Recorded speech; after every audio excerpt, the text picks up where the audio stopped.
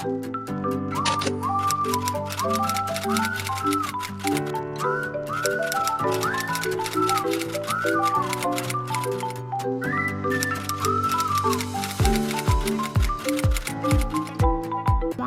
warahmatullahi taala wabarakatuh. Selamat datang di video ini. Semoga kalian dalam keadaan sehat dan semangat ya. Sebelumnya, perkenalkan, nama saya Maftuha dengan NPM 20230102000015. Di sini saya akan memaparkan jawaban dari UAS Filsafat Umum. Baik, langsung tonton saja videonya ya.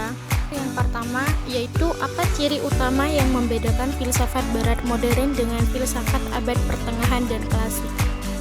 Yaitu, ciri utama yang membedakan filsafat barat modern dari filsafat klasik dan pertengahan adalah pergeseran fokus dari pendekatan teosentris atau berpusat pada Tuhan ke antroposentris atau berpusat pada manusia. Filsafat klasik berfokus pada kosmos dan prinsip keberadaan.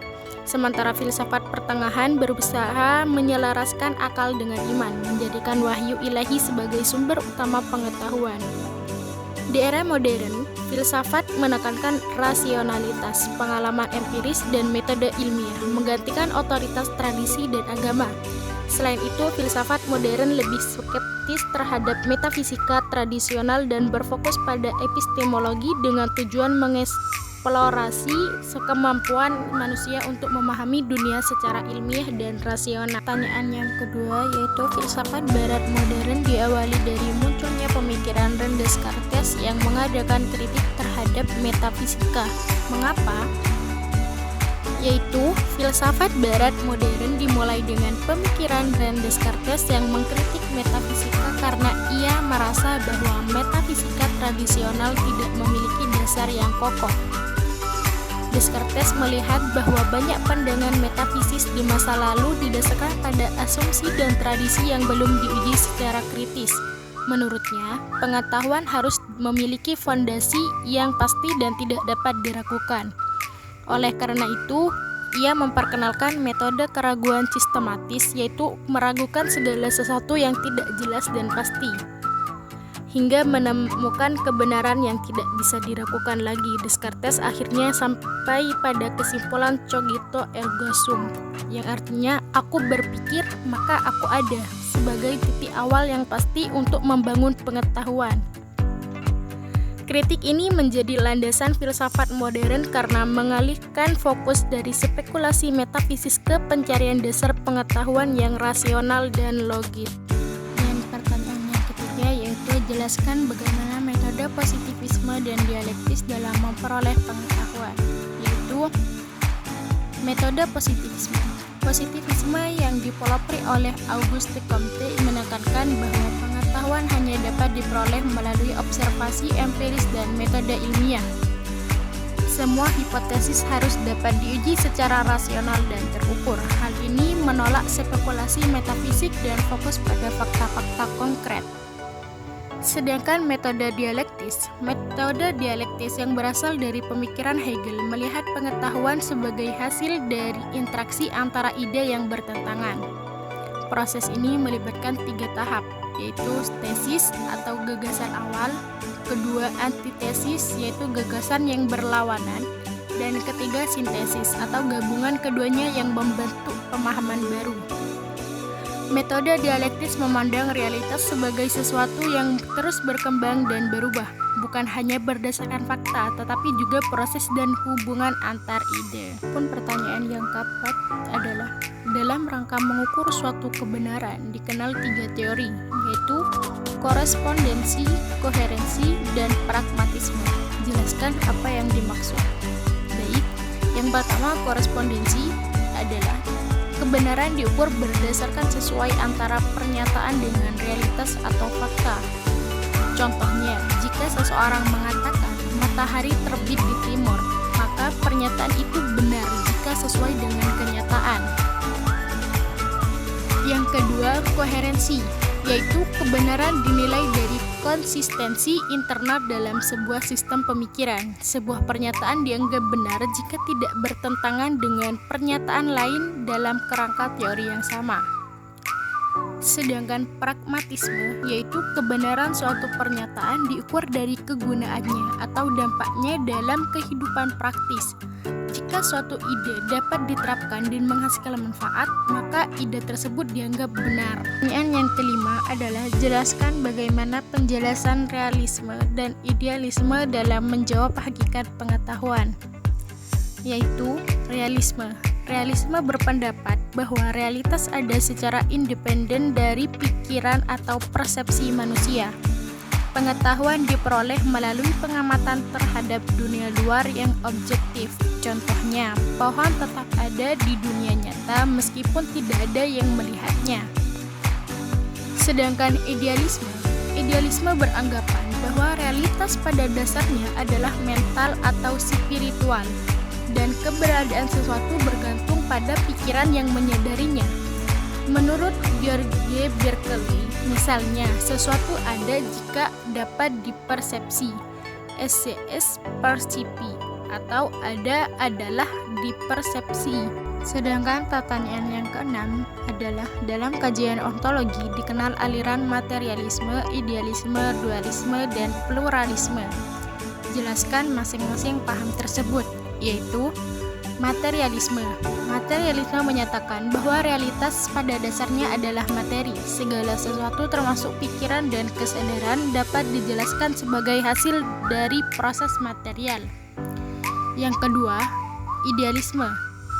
Idealisme menekankan bahwa realitas pada intinya adalah non-materi, yaitu pikiran atau ide. Segala sesuatu yang kita pahami berasal dari persepsi mental. Yang ketiga, dualisme. Dualisme seperti yang diajukan oleh Descartes menyatakan bahwa realitas terdiri dari dua substansi utama. Yang pertama, materi atau benda, dan kedua, non-materi atau jiwa. Keduanya memiliki sifat yang berbeda, tetapi saling berinteraksi. Dan keempat adalah pluralisme.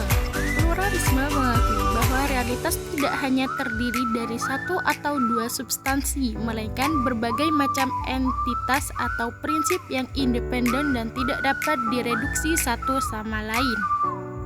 Dan juga pertanyaan yang ketujuh adalah jelaskan argumen materialisme dan idealisme dalam menjelaskan realitas yang sejati. Yaitu materialisme. Materialisme berpendapat bahwa realitas sejati terdiri dari materi fisik, segala sesuatu termasuk pikiran dan kesadaran adalah hasil dari proses atau interaksi materi. Argumen materialisme mengacu pada fakta bahwa semua fenomena dapat dijelaskan melalui hukum-hukum alam dan ilmu pengetahuan fisik. Misalnya, otak manusia menghasilkan kesadaran melalui aktivitas neural. Sedangkan idealisme mengklaim bahwa realitas sejati adalah mental atau spiritual, bukan material.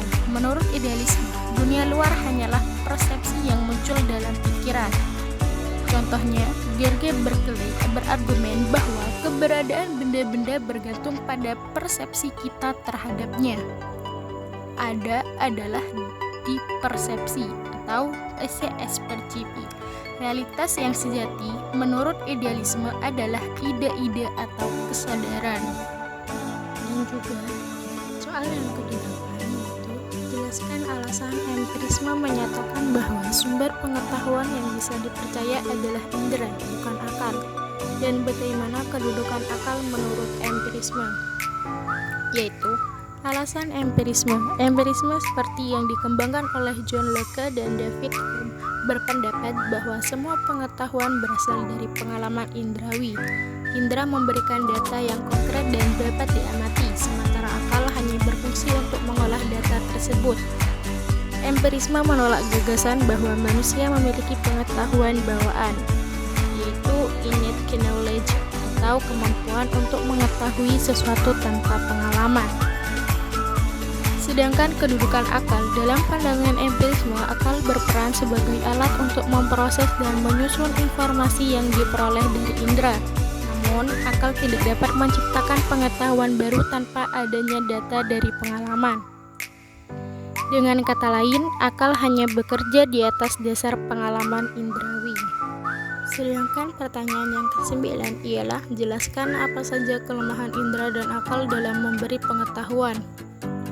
Yaitu kelemahan indera terdapat 3. Yang pertama subjektivitas, yaitu pengalaman indrawi bisa berbeda-beda pada setiap individu. Misalnya, warna bisa terlihat berbeda oleh orang yang buta warna. Yang kedua, kesalahan persepsi, yaitu indera dapat menipu seperti ilusi optik atau salah interpretasi suara. Sedangkan yang ketiga adalah keterbatasan, yaitu indera manusia memiliki batas seperti tidak mampu melihat sinar ultraviolet atau mendengar frekuensi ultrasonik. Sedangkan kelemahan akal terdapat 3 juga. Yang pertama, bias logika. Akal dapat membuat kesimpulan yang salah jika informasi awal tidak lengkap atau salah. Misalnya, generalisasi berlebihan. Yang kedua, ketergantungan pada data. Akal tidak dapat bekerja tanpa data dari indera, sehingga jika data indera salah, hasilnya juga akan salah. Sedangkan yang terakhir ialah spekulasi metafisik, yaitu akal kadang-kadang menghasilkan konsep-konsep yang tidak dapat diverifikasi secara empiris. Adapun pertanyaan yang terakhir adalah jelaskan apa yang dimaksud dengan nilai itu subjektif dan nilai itu objektif. Yaitu nilai subjektif adalah nilai dianggap subjektif jika bergantung pada pandangan, perasaan, atau pengalaman individu. Contohnya, seseorang mungkin menganggap sebuah lukisan indah sementara orang lain tidak. Dalam hal ini, nilai keindahan bersifat subjektif karena tidak ada standar universal. Sedangkan nilai objektif adalah nilai dianggap objektif jika tidak bergantung pada pendapat individu dan dapat diakui secara universal. Misalnya, nilai kebenaran dalam matematika seperti 2 tambah 2 adalah 4 adalah objektif karena berlaku sama untuk semua orang, terlepas dari persepsi atau keyakinan pribadi. Terima kasih atas perhatian kalian. Semoga pemaparan ini bermanfaat. Jangan berhenti belajar ya, karena pengetahuan adalah kunci kesuksesan. Bye-bye. Assalamualaikum warahmatullahi taala wabarakatuh.